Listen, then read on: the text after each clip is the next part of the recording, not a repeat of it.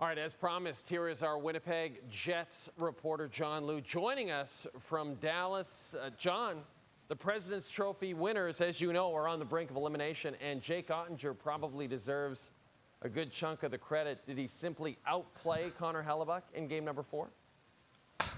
100%, Jay. And you know what? By my count, the Dallas fans serenaded Connor Hellebuyck with the Otters better chant about 6 times tonight after doing it, again, by my count, 4 times in Game 3 on Sunday. And that is not subjective. That is absolutely objective. Look at the shots on goal. Look at the final scoreboard. Jake Oettinger put on a clinic, and that was classic. Big save followed by a scoring chance that turned into a goal for his teammates. Like, 3 minutes left in the second period. He stops Kyle Connor point blank, and exactly a minute later, Mikael Granlund scores on a 2-on-1.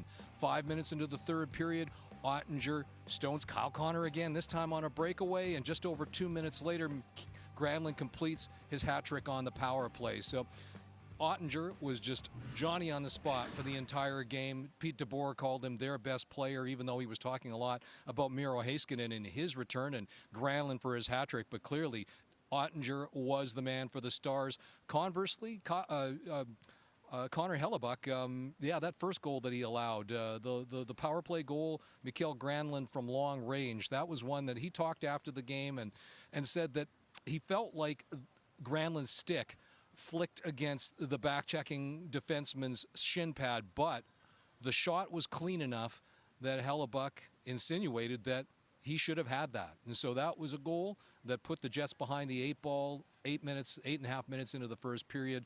They fought back, but, it's like they can't be chasing games constantly here and expect to garner success. And so, yeah, absolutely, Oettinger outplayed Hellebuyck on this occasion once again, Jay. And you brought up the Mikael Granlund hat trick, and Mikko Rantanen upped his playoff leading point total to 19 with an assist in this one.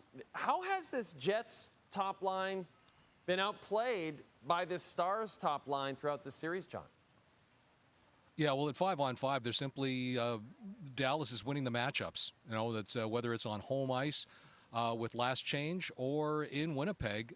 The Dallas Stars, aside from Game 2 where they got shut out, that top line has just been running roughshod over the Winnipeg Jets. And the other thing, too, is that Pete DeBoer has been double shifting Mikko Rantanen for a good portion of this series. And again, with 11 forwards and 7 defensemen tonight, with Heiskanen coming back after missing the last 3.5 months of action, that just made it easier for Rantanen to be double shifted. But you know what? It's like Rantanen, he has the same number of points in this series as the components of the Jets' top line. Mark Scheifele, Kyle Connor, and Gabriel Velarde combined. So they're winning their matchups 5-on-5.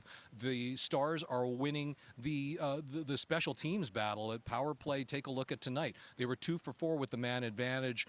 2 goals by Mikael Granlund on the power play. The Jets were 0 for 3 tonight. In the 3 losses against the Dallas Stars in this series, the Jets' power play has gone 0 for 11.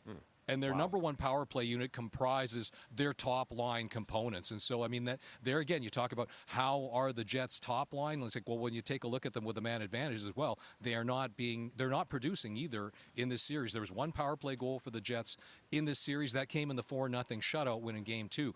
But in the losses, they're just not getting it done at 5-on-5 or on the power play.